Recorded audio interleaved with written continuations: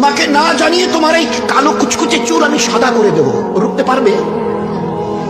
তোমার এই চোখের লাল চাহনি আমি ঝাপসা করে দেবো, ঠেকাতে পারবে?